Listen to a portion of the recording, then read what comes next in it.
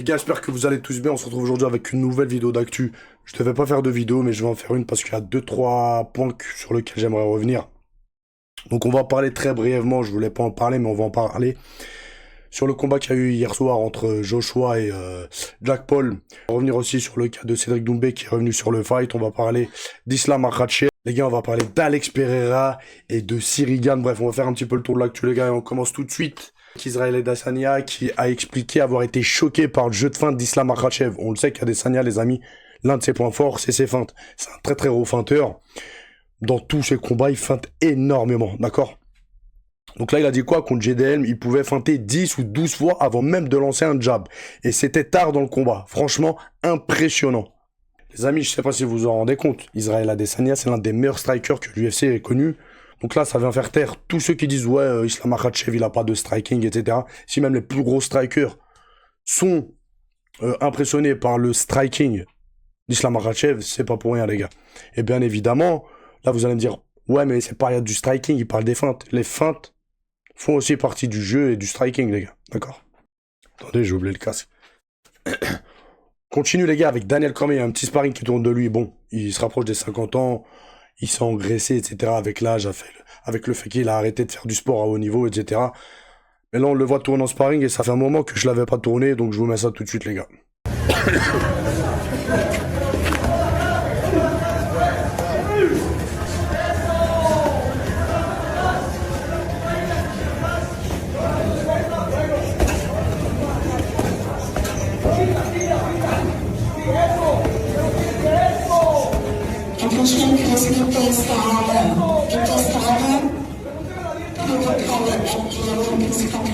Il a perdu une chose, quoi.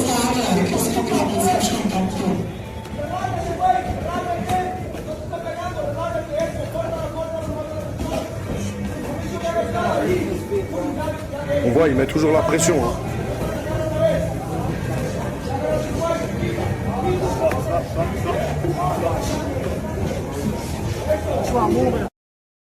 On voit, hein, il a gardé l'habitude de saisir les gens derrière le crâne et de rentrer des uppercuts, etc. On continue, les amis, avec Caio Borralho qui devrait normalement affronter Derrider. Donc je pense que c'est plutôt une bonne chose. Il y en a beaucoup qui ont été déçus de Borralho et il y en a beaucoup qui ont été déçus de Derrider aussi pour le dernier fight qu'il a fait. Moi, j'ai été déçu par les deux. Donc voilà. Ouais, c'est une confrontation qui a du sens, je pense. Après, est-ce que je suis plus hype que ça? Pour être honnête, non, pas trop. Voilà. On continue, les amis, avec Paramount. Ils viennent de dévoiler le prix de l'abonnement. Il était à combien? Donc il est, comme vous pouvez voir, il est à 59 dollars par an. Donc c'est vraiment pas cher. Ça me fait à peu près du, je sais pas moi, des 6 euros, 6 fois 10, 60. Même pas 6 euros par mois, vas-y, 5 euros par mois, même pas. Donc c'est moitié moins que Netflix. Et vous allez voir qu'on va avoir droit à pas mal de choses, en fait. Attendez. Donc on aura le droit à tous les événements numérotés de l'UFC. Les événements UFC Fight Night, la nouvelle saison du TUF, une nouvelle saison de Dana White série Dana White Contender, et des archives en constante expansion regroupant les fights, les programmes machin, emblématiques de l'UFC, etc., etc. Donc franchement, pour 5 balles par mois, franchement les gars, c'est vraiment pas cher. Après, je sais pas s'ils vont faire un abonnement à 60 euros à payer d'un coup, ou si ça va être échelonné, genre 5 euros par mois, etc. Ce qui serait vraiment très raisonnable à la bourse de tous, je pense. Les amis, on continue avec Masvidal qui défend Arman Saroukan, ça fait plaisir. Donc il a dit quoi concernant Conor? Et pour faire une comparaison, que Conor s'était retiré de 5-6 combats, et on parle encore de lui pour faire un fight à l'UFC de la Maison Blanche. D'accord? Et poursuit en disant combien de temps allez-vous garder Arman dans ce goulag? À un moment donné, il faudrait le laisser partir. À un moment donné, il faudrait le laisser combattre, etc. Moi, je suis d'accord avec lui. Après, bon, il prend l'exemple de Conor McGregor, les gars, mais Conor McGregor, ça a été l'une des plus grosses stars, si ce n'est la plus grosse star de l'UFC. Donc oui, je vois où il veut en venir, et il a raison, mais dans un certain sens. Voilà, Conor, c'est Conor, Arman Saroukan, c'est Arman Saroukan, les gars. Donc on peut les comparer, oui, mais non. Après, je pense quand même qu'ils sont quand même hyper sévères et hyper rancuniers face à Arman Saroukan. On continue, les amis, avec Dana White qui semble avoir révélé au président des États-Unis que l'UFC vaut environ 23 milliards de dollars. Donc hier, j'ai vu, je sais pas où j'ai mis l'article, la société, l'entreprise vaut 23 milliards de dollars, sans doute à côté en bourse, machin, truc, d'accord? Et il y en a qui disaient Et moi, je suis d'accord avec eux. Comment ça se fait qu'il y en a, ils sont à l'UFC et ils doivent cumuler leur travail dans leur vie civile, plus combattre à l'UFC. On continue les amis avec une info assez intéressante. On a Khabib Nurmagomedov qui a donné ses 15 fighters, pour lui les meilleurs que le MMA ait connu. Voilà. Donc en top 1, on a... Bon, déjà là, le top 1, c'est le top 1, il y a un problème. Hier, j'ai vu top 1 Fedor, et là, je vois top 1 Fedor John Jones. Hier, j'ai pas vu ça sur un autre truc. John Jones, c'était le numéro 2, mais bref.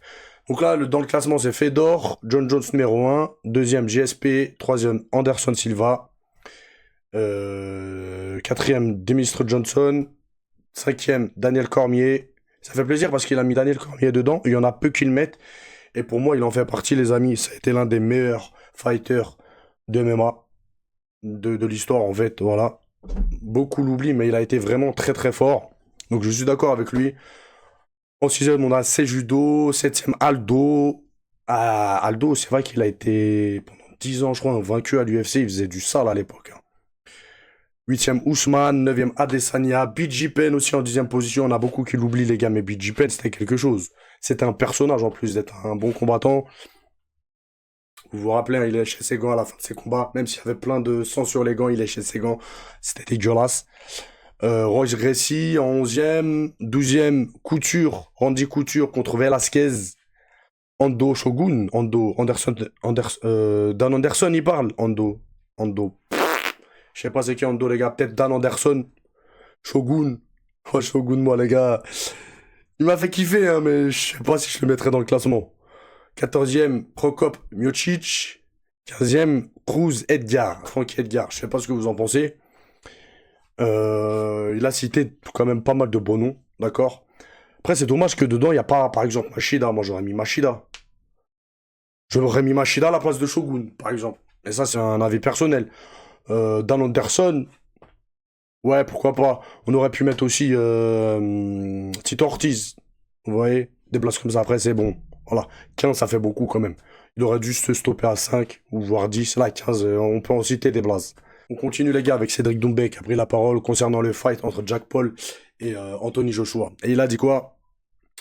MDR, 80 millions d'euros, 92 millions d'euros, bien sûr qu'ils vont faire semblant. Parce que oui, ils se sont partagés 92 millions d'euros à peu près. Donc je pense pas que c'est du 50-50, hein. Mais peu importe, même tu prends 20 millions, frère. Même tu prends 20 millions, ma gueule, pour un fight comme ça. C'est une dinguerie, carrément. Après, moi, j'ai pas payé. J'ai même pas regardé. Je vais vous dire la vérité, j'ai même pas regardé. En live et tout, j'ai même pas regardé. Je dormais, les gars, je suis malade et tout. Je me suis dit quoi? Le truc commence à 3 heures du mat, la carte elle va être à je sais pas quelle heure. Je regarde pas. J'ai pas regardé en plus de ça. Vas-y, les combats comme ça, j'ai donné avec Tyson et tout, j'ai capté. Ça m'intéresse plus trop. Donc Cédric Doumbé poursuit en disant c'était truqué à mort. Dès le premier ou le deuxième round, il prend un KO normalement. Il n'y a pas de normalement, les gars, dans le sport. Voilà, il n'y a pas de normalement, mais très probablement, oui. Parce que j'ai vu, hein, on a vu, Anthony Joshua, les gars, il était sur la retenue. Du moins, moi, j'ai eu l'impression, les gars, je sais pas ce que vous en pensez. Et il a dit quoi? Et Joshua a fait durer comme c'était prévu. Donc là, Cédric Doumbé, il se mouille, les gars. Et on continue et termine, les amis, avec une info. Si c'est vrai, je suis hyper content parce que ça fait longtemps que je vous parle de ce fight-là. Il semblerait que Pereira pourra affronter Cyril Gane. Attention, pour l'instant, c'est que des rumeurs qui sont lancées sur Internet. Mais comme vous le savez, comme je me répète, généralement, tout commence par des rumeurs. Peut-être que certains ont des infos qu'on n'a pas, etc. Ça fuite, machin, nanana. Voilà. Parce qu'il y a toujours ou très régulièrement des fuites sur les annonces de fight, etc. Donc là, ça en parle. Donc il semblerait, comme vous voyez, qu'Alex Pereira aurait pu se voir proposer un combat intérimaire contre Cyril Gane pendant la convalescence d'Aspinal. Rien n'est confirmé pour l'instant. Ce ne sont que des spéculations, mais quel affrontement ça serait? Les gars, là, comme c'est indiqué, on n'affirme rien, il y a une info, on la partage, à prendre avec des pincettes. Est-ce que c'est vrai, est-ce que c'est faux? On ne sait pas. Potentiellement, ça pourrait l'être, encore une fois. Peut-être qu'il y en a, ils ont des infos que nous, on n'a pas, qui ont fuité, donc ils ont lâché le truc. Est-ce que c'est en négociation? Est-ce que... Voilà, je ne sais pas. En tout cas, ça fait pas mal, comme vous pouvez voir. Pas mal de vues, plus de 400 000 vues. Voilà, c'est relayé, partagé, je vous le partage, encore une fois. Et de toute façon, dès qu'on a plus de nouvelles par rapport à ça, je vous tiens au courant. Mais c'est une confrontation qui fait sens. Deux strikers d'élite, les gars, avec deux styles totalement opposés. Le technicien contre le puncher, les amis. Après, bon, Cyril Gane, ça reste un vrai poids lourd. Pereira, il sera très probablement un petit peu plus léger. Niveau taille, ils font à peu près la même taille. Niveau allonge aussi, je pense. Non, franchement, c'est une confrontation, moi, qui m'intéresse grave, je pense, vous aussi. En plus, vous êtes beaucoup à aimer le striking, les gars. À aimer les strikers et tout. Donc là, franchement, les gars, je signe direct. Et j'espère, hein, si ce combat a lieu, Cyril Gane, il va l'éteindre direct. Il va l'éteindre direct. Je sais pas ce que vous en pensez, les gars. C'était une petite vidéo.